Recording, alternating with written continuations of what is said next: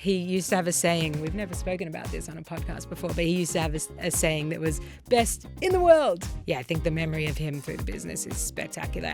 This is The Payoff with me, Sylvia Jeffries. Ali and Gaby, welcome to The Payoff. Thank you. Great to be here. Great to have you here.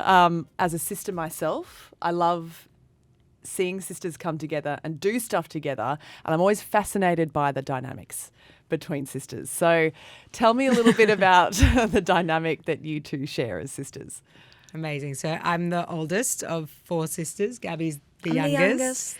We have 2 sets of twins, as we'd mentioned to you. Wow. So hang on, you're not twins though, obviously. we're not twins. Number 1 daughter, number 4 daughter. Yeah. Okay. Sometimes we get named 1, 2, 3, 4 as well, just to avoid confusion. Makes sense. Yeah.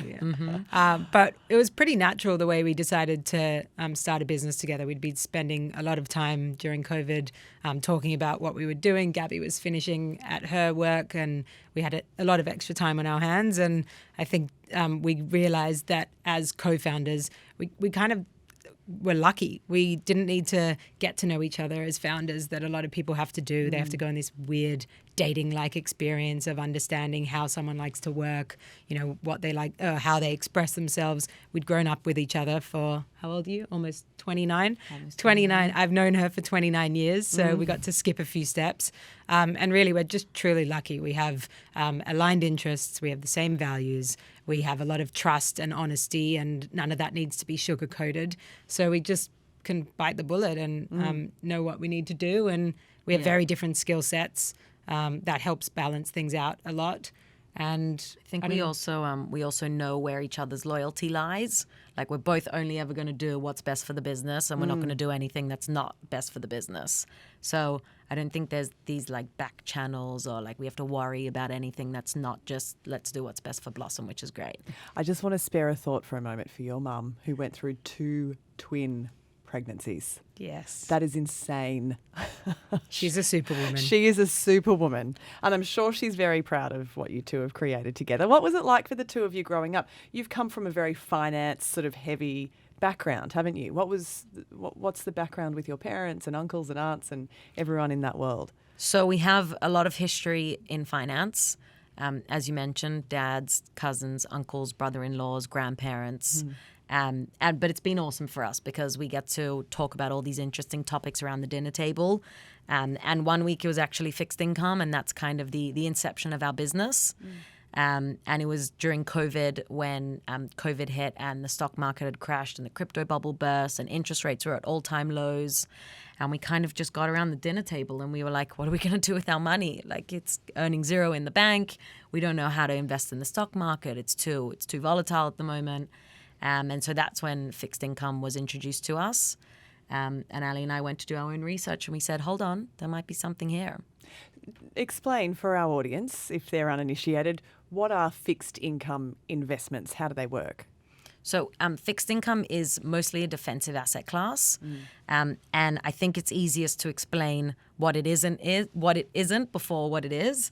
And so fixed income pays a fixed rate of return. So unlike shares are performance-based.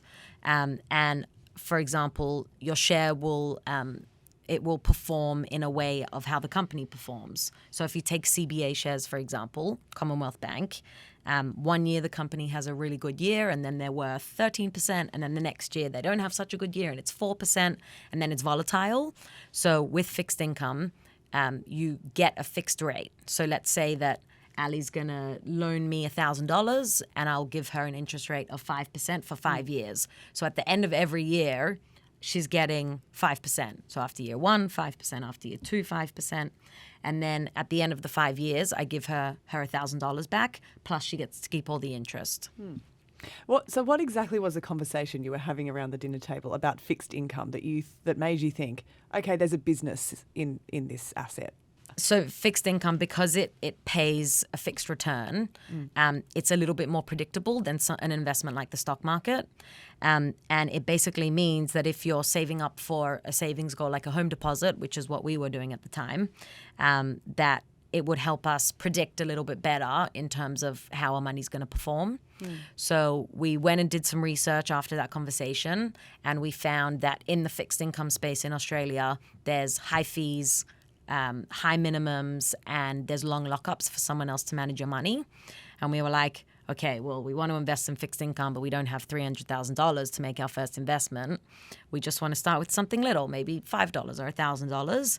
And no one was doing that at the time. So that's how we came up with the idea of Blossom. Yeah. And so how exactly does Blossom work? I think back to such a specific moment during COVID. Yeah. We were all living under one roof. We actually all moved back to mum and dad's just so that we could be closer and didn't have to worry about all the rules and restrictions. So I was sitting at my desk and dad came upstairs. I was about to say came home from work, but came upstairs. Yeah. And I was like, Qantas has tanked. Should I buy this stock? What's going on in the world? And, we all just went, who knows what's happening? Is the world ending tomorrow?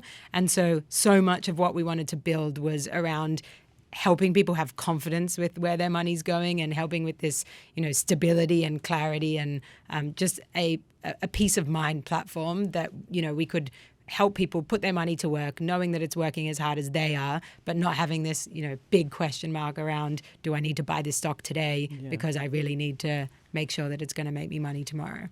So traditionally, something like a bond, a fixed income asset is lower returns but lower risk, right? So who do you think this appeals to? Who's your sort of target audience, target market?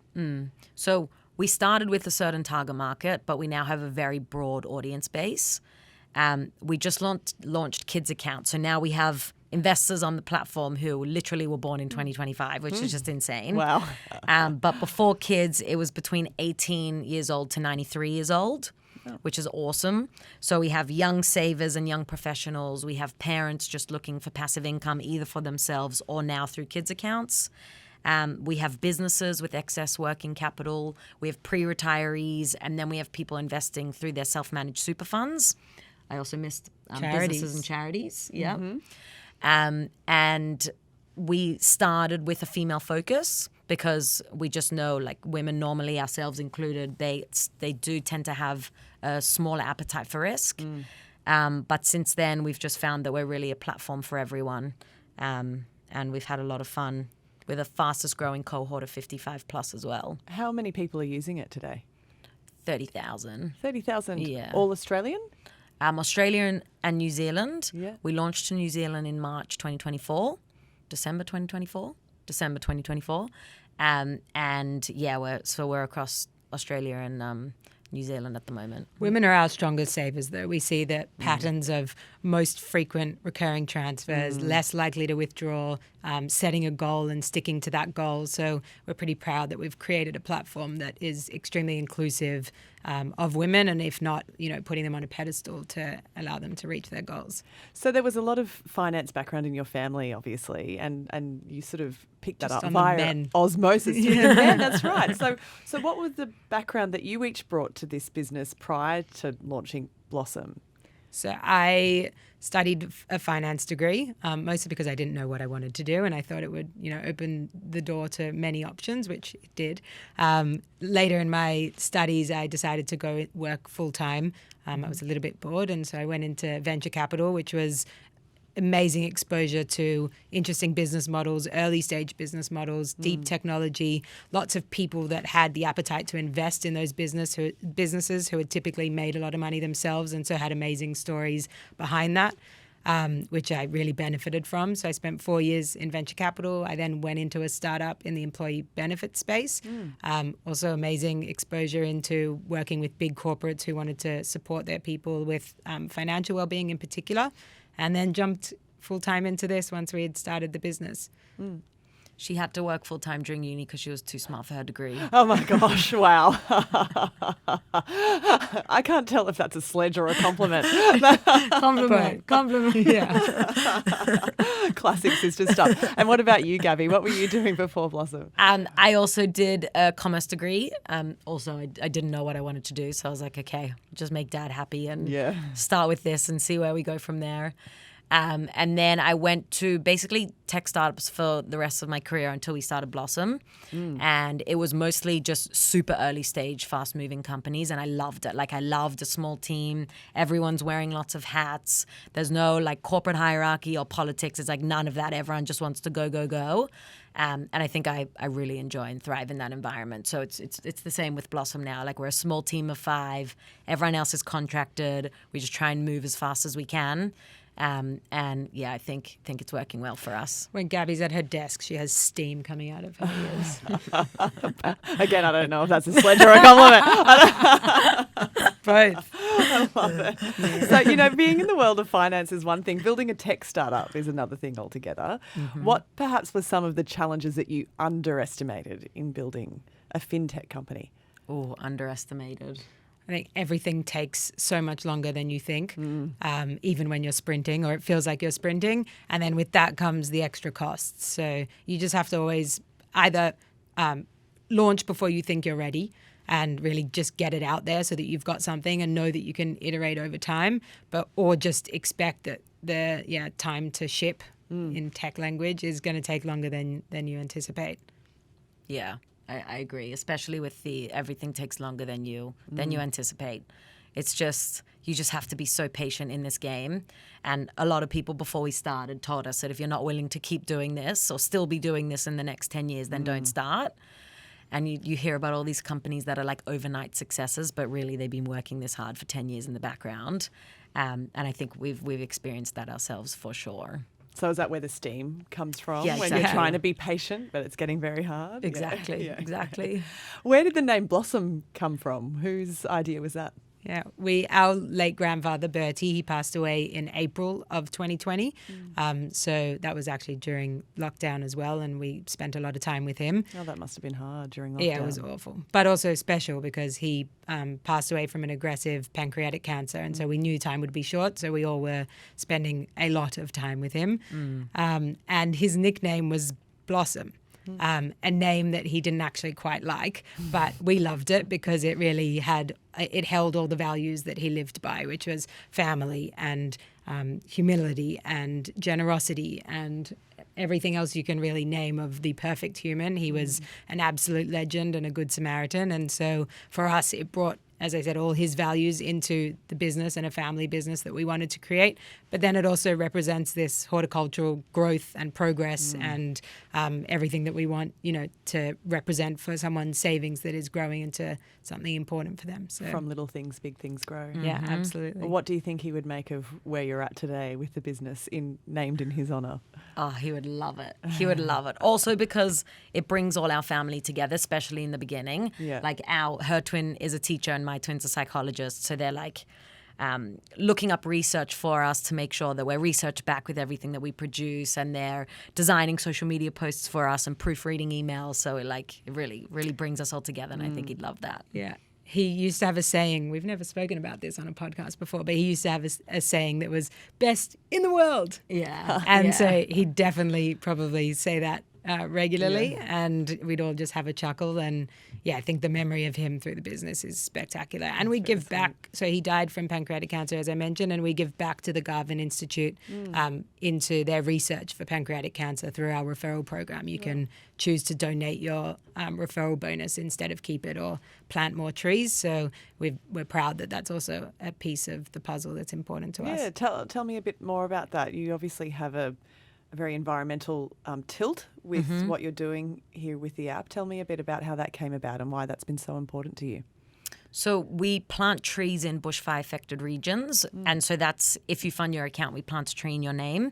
And then we send you this little certificate saying like, you've planted a tree, congratulations.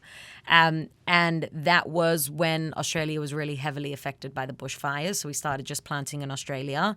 But then the San Fran bushfires happened. So we basically opened it up and now we're planting in bushfire affected regions globally. And then as Ali mentioned, through the referral program, you can also elect to plant more trees. And I believe we've planted over 20,000 trees. I do need to fact check myself. But we're really happy with the impact that we're having. When you were starting out as two young women in the fintech world, even though there's such rich history throughout your family, Did you find that you were coming up against sort of challenges in a male-dominated space? Were perceptions of you skewed? Were you sort of facing common hurdles that maybe were to do with the fact that you were females in this male world? I actually think it's the opposite. I think being female in this industry has been a superpower for us for two main reasons. One is we've built a platform that is inclusive, that speaks to both male and female investors, and we can see the power of that. And it's because we can bring this empathy to the business as females ourselves that we've seen this kind of success. At least that's what I believe. And then the second piece is, if you step into a room today, and this is obviously with great thanks to the females in finance before us, if you step into a room today of women in fintech, you have an immediate community that is going to wrap their arms around you and support you and help you succeed. And so we kind of have the best of both there. And I genuinely believe it's been a superpower for us.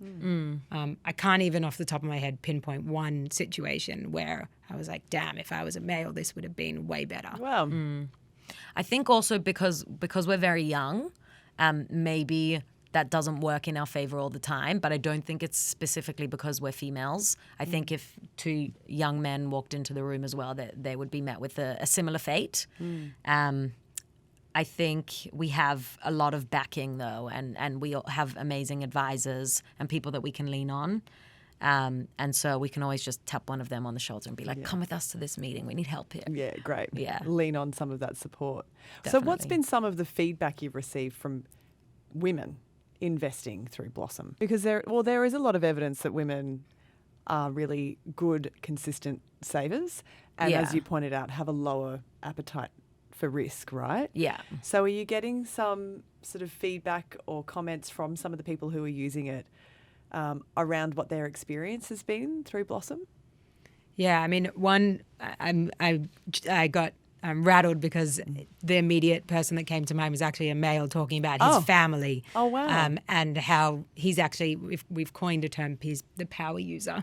And he wrote into us the other day once we launched once we launched kids accounts, to say he now has an individual account, a joint account with his wife. They have set up multiple kids accounts, and he also has a self-managed super fund account. And for the first time, Blossom has allowed or enabled his family to prioritize saving for the first time, and they're all working together to save up for a European holiday, and he just couldn't be more excited. So I think the family piece is massive when it comes to Blossom now. Women we see in the data, so that's what Gaby was touching on, just the piece around recurring transfers and being much better diligent savers. Men typically are investing more upfront and taking that bigger hit straight away and diving into something. We see that women are more consistent, and we're hoping that longer term that closes the gap on any difference in balances, because men typically do have larger balances with us. But yeah, another female wrote into us about kids accounts saying, I'm going to use this to teach my 10-year-old niece some great money habits because she's had awful role models. And I see this as my duty. So I think, yeah. But with Blossom, we tell people you want to save like a girl. Yes. Yeah.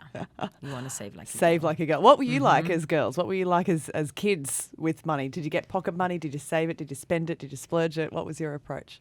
My one memory that sticks out is my mom was sick of taking us to the Easter show. And so she basically took us to the toy store, and she said, you can choose one thing or we can go to the Easter show. But like, she'd make sure we went in because she knew we'd be enticed by all the toys in the toy store.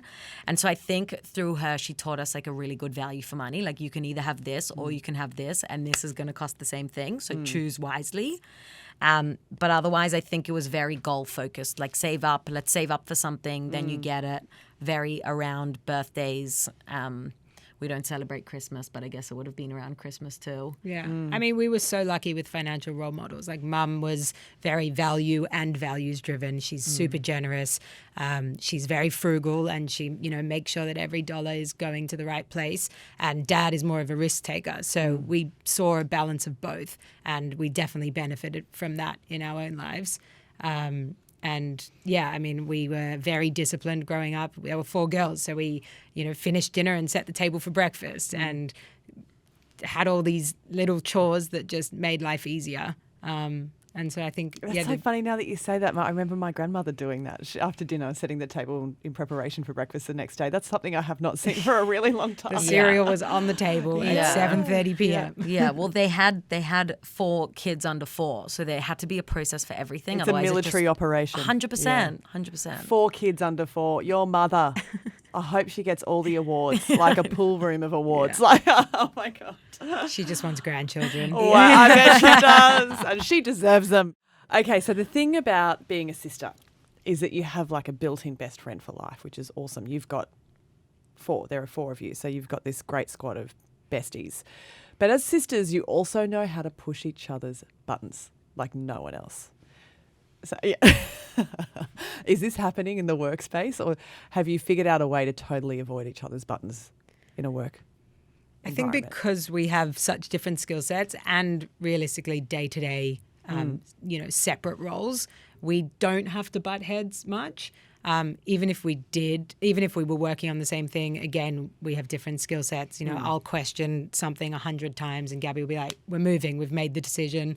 So we've just got a good balance. In front of the team, I think we're definitely more founders than sisters, and that probably extends too much at home too until other family members are around, and then we break back into sister mode. Oh yeah, we're not founders anymore. We're not the bosses around here. We don't need to talk about work so much, but I think. Did you add anything? No. I think maybe sometimes because you're very detail-oriented, like way more detail-oriented than me, and I just want to move forward. Yeah. And Ali's like, hold on, just wait before you push go on that. So you obviously grew up around a lot of financial chat and, chatter in your family. But what about among friends? Do you find, I have found that now I'm sort of verging on 40, my girlfriends and I are starting to talk a bit more about our money goals, our saving goals, or whatever we're doing investment-wise. Is that something that you've been exposed to with your friendships? Are women starting to talk more about money? Because it's been really taboo for such a long time, hasn't it? I'm pushing this in my group of girls. We had someone over a couple of years ago to come talk to all the girls about crypto because we were all feeling a little bit left behind. And we just did like a 2-hour session, got to ask all our questions. If you wanted to buy some crypto, then you could, but you didn't have to. And then it ended up working really well. And then we did another one on investing in shares. And then we're about to do another one on funds.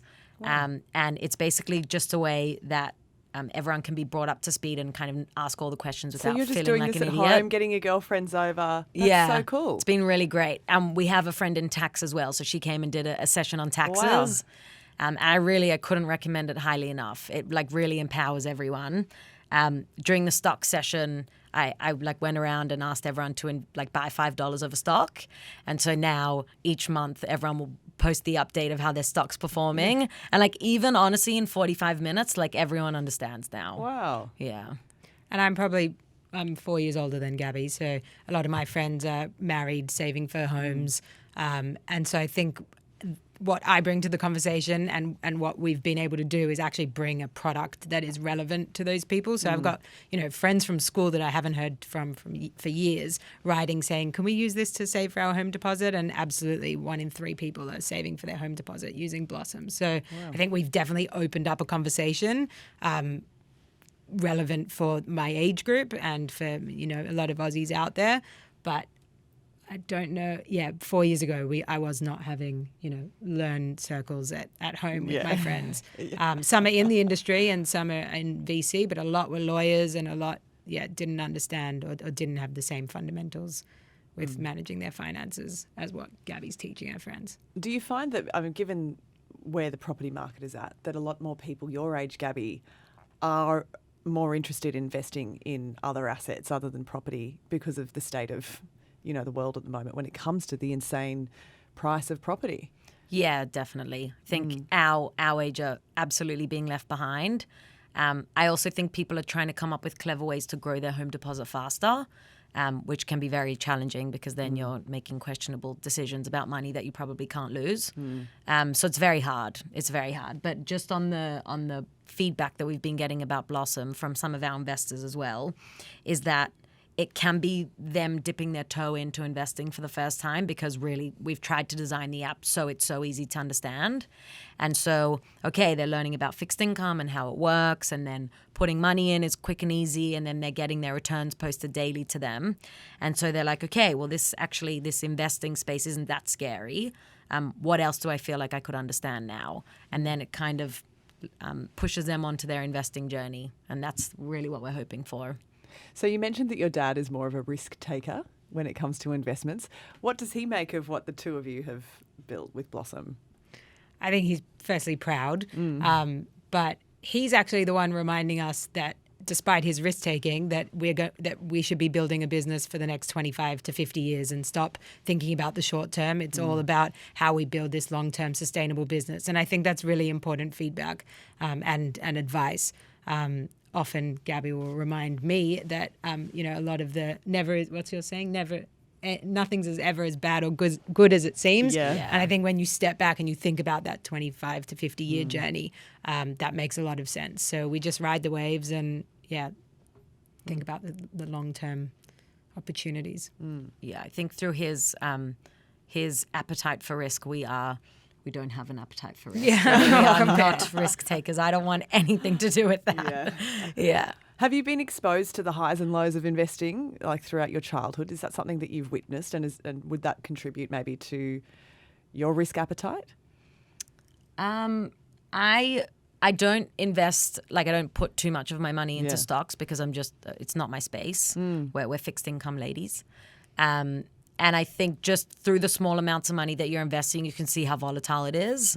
And we don't necessarily have the time or expertise to go deep dive into anything before we're investing in it. And I think at the end of the year, when you're doing your stock take on how did everything go, how did all my investments do, you can see the stuff that moves really slowly, but it always goes up. And then you can see the very high risk, high return. And when that doesn't come off, you're like, wow, it really just makes sense to put my money into Blossom and keep it there for a couple of years. And then I'm going to be far better off than making 10K in one trade and losing 15K in the next trade. So I think it's just taught me that this whole get rich quick scheme doesn't actually exist. And it's just slow and steady is always going to win the race. We had Chris Breike on the podcast, who's the founder of StockSpot, a number of months ago, and he said that the people who've performed best over the long term have either lost their password or have died. And so they haven't touched their accounts effectively. So, time in the market rather than timing the market, right? Yeah. And that's kind of the mantra of Blossom in a way, isn't it? Yeah, and the power of compounding. I mean, not many people realize that actually on our daily product, it compounds daily, and in our quarterly product, it compounds quarterly. And you put, all you have to do is jump into a calculator to understand the power of what a little bit over a long time can add up to. And so, that's an important piece for us too. So what is the future for Blossom? How can you grow it, pardon the pun, even beyond where you're at the moment? So we have a big short-term and long-term hopefully ahead. We're about to launch a third investment product. So at the moment we have two on the platform. Blossom Save is a 5.2% per annum target return, and Blossom Plus is a 6.25% per annum target. So we'll have a third option with a higher return and a longer lockup, which we're very excited to launch, probably coming in December or January. We launched to New Zealand recently, so we're very excited to grow New Zealand. And then we will look probably in the next year and a half to a new market or region.